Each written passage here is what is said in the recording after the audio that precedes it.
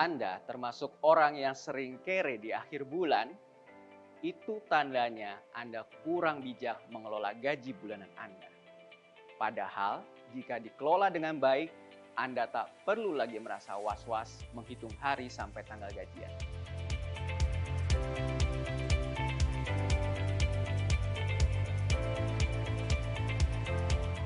Saya Budi Raharjo, Anda menyaksikan Infonomik.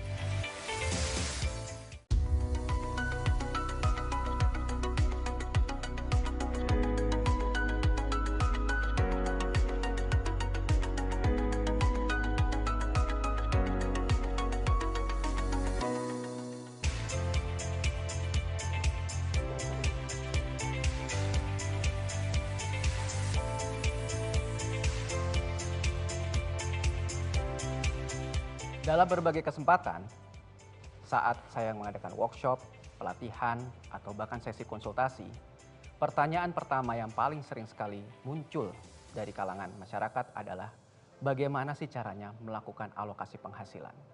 Masyarakat banyak memahami bahwa dengan melakukan alokasi penghasilan, maka mereka berarti sudah melakukan langkah yang paling dasar dalam perencanaan keuangan.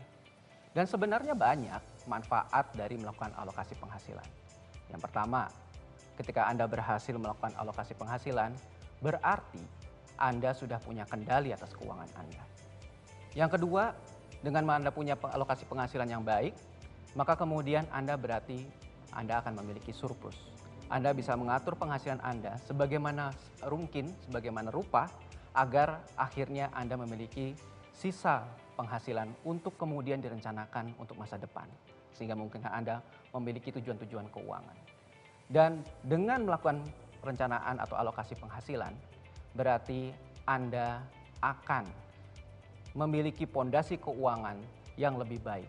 Anda punya pondasi penghasilan yang akan mampu untuk bisa membuat keuangan Anda dari waktu ke waktu dalam berbagai kondisi ekonomi lebih kuat dan stabil, terutama di saat resesi seperti saat ini. Kemudian dengan alokasi penghasilan juga, berarti Anda care, Anda perhatian sekali dengan keuangan Anda dan keluarga Anda.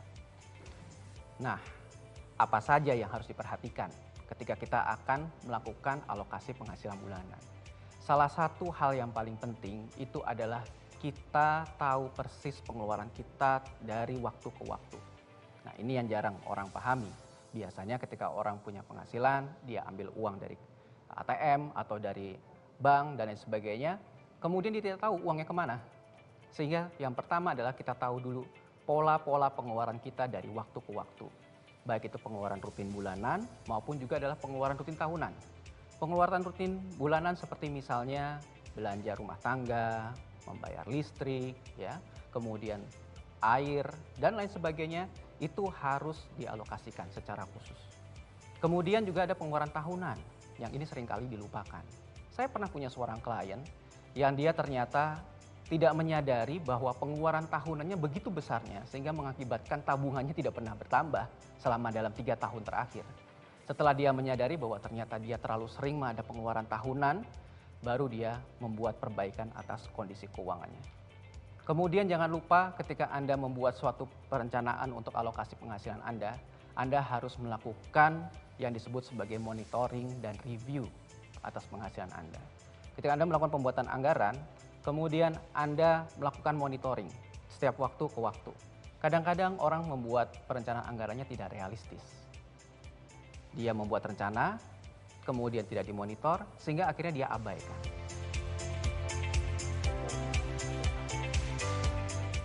Menggunakan formula khusus dalam perencanaan anggaran sebenarnya bukanlah hal yang lumrah. Kenapa? Karena setiap keluarga dan setiap individu memiliki kebutuhan yang berbeda-beda. Tetapi jika Anda ingin menggunakan rumusan sederhana dan Anda adalah orang yang punya penghasilan UMR misalnya, maka ada baiknya Anda bisa menggunakan rumusan 60, 20, 10, 10. 60% Anda gunakan untuk kebutuhan hidup, 20% untuk Anda gunakan cicilan produktif yang bisa membangun aset, dan juga 10% untuk investasi dan 10% untuk berasuransi. Namun saya tidak menyarankan Anda untuk memiliki cicilan utang yang berlebih, terutama di saat Anda masih memiliki penghasilan UMR.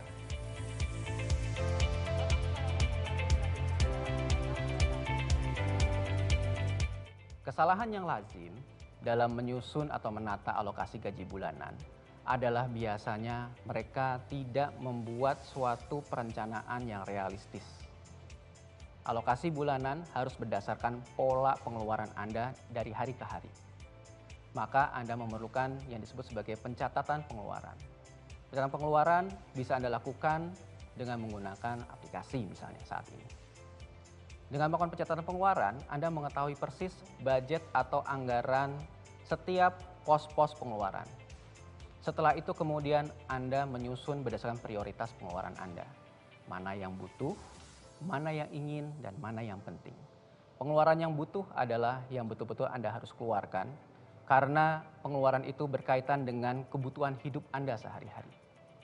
Pengeluaran yang penting itu adalah pengeluaran yang bisa membuat Anda lebih produktif, bisa berhemat, atau bisa menghasilkan. Misalnya Anda mengambil kursus, atau misalnya Anda ternyata membuat atau membeli vitamin untuk menjaga kesehatan Anda. Itu adalah pengeluaran yang penting. Atau Anda menjaga kesehatan Anda dengan berolahraga. Kemudian juga ada lagi pengeluaran yang sifatnya ingin. Itu adalah sesuatu pengeluaran yang sifatnya kenyamanan, aktualisasi diri. Nah, di antara ketiga pengeluaran ini, manakah yang harus didahulukan? Anda harus mendahulukan yang butuh dan penting dulu sebelum yang ingin.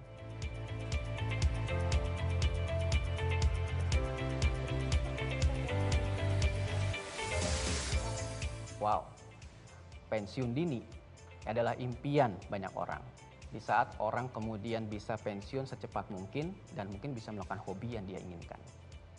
Pensiun dini sama sekali bukanlah hal yang mustahil jika kita tahu caranya. Yang pertama, yang paling penting adalah bagaimana kita bisa mengatur gaya hidup kita jangan terlalu tinggi. Semakin tinggi gaya hidup kita, maka akan semakin berat kita menuju pensiun dini. Yang kedua, kita harus tahu bagaimana cara kita membuat rencana yang realistis atas pensiun dini tersebut. Pada usia berapa? Yang ketiga, Anda harus mengkalkulasi kebutuhan dana pensiun Anda tersebut.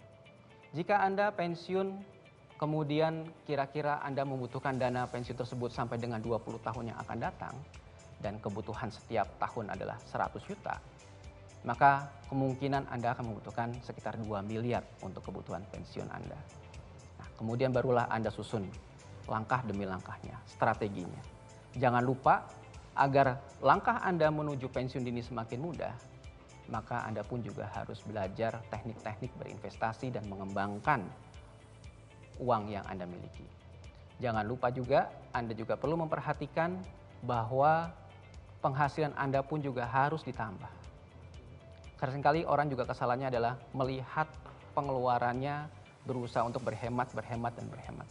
Tetapi mereka melupakan satu hal bahwa mereka juga harus punya kecerdasan menciptakan penghasilan.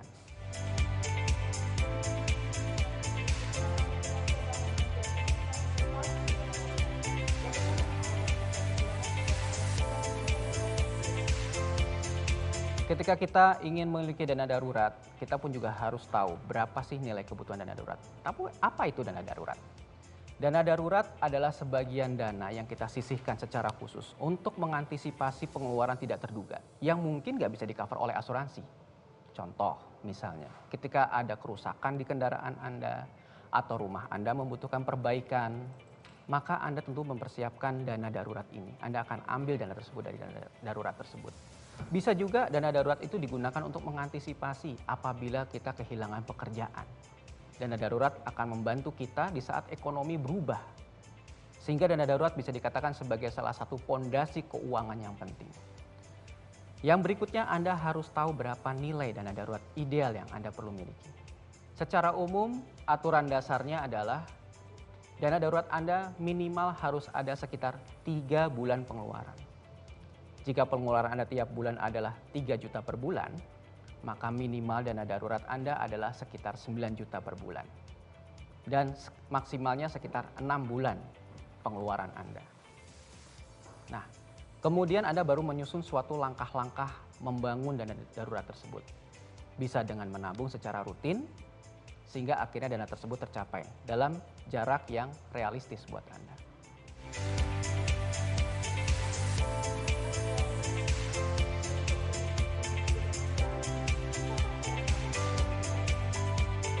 jika Anda punya cicilan dan kemudian Anda mengalami kesulitan dengan cash flow Anda atau dengan arus kas Anda, maka berarti ada yang salah dalam keputusan Anda saat membuat cicilan.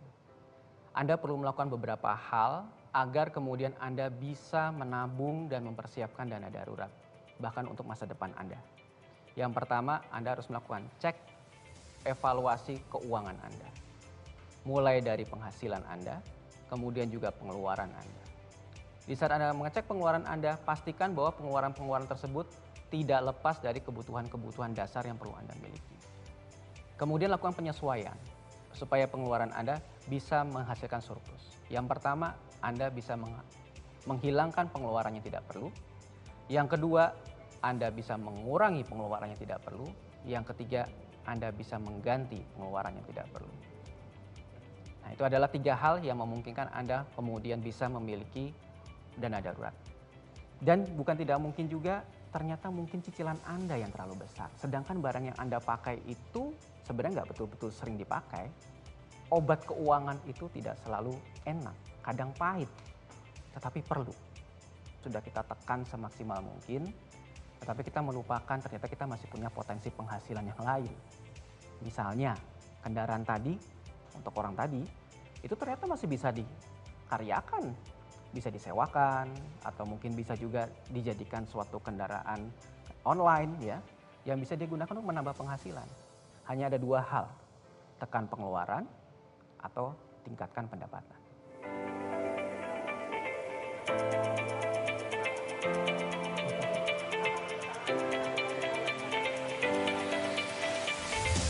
Suatu hari saya bertemu dengan seseorang.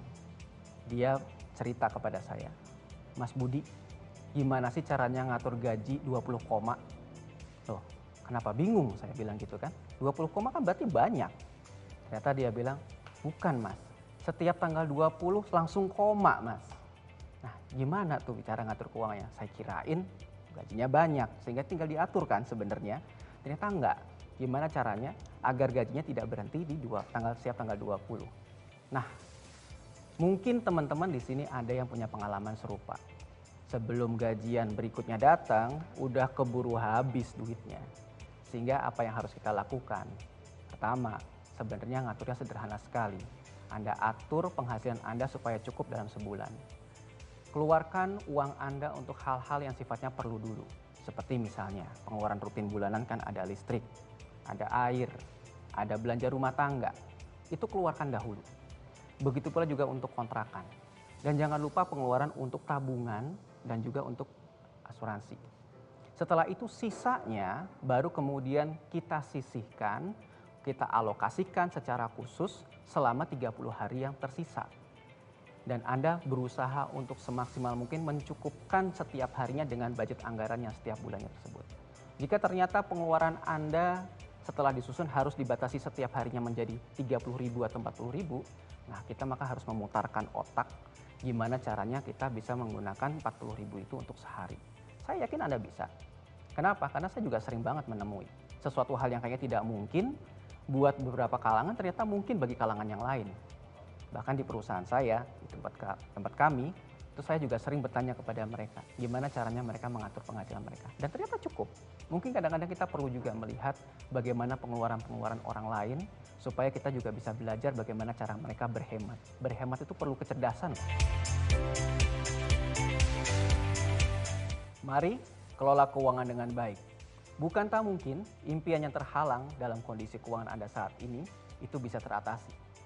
Dan impian-impian Anda ke depan bisa terwujud dalam waktu dekat. Saya Budi Raharjo, mari kita rencanakan keuangan secara bijak.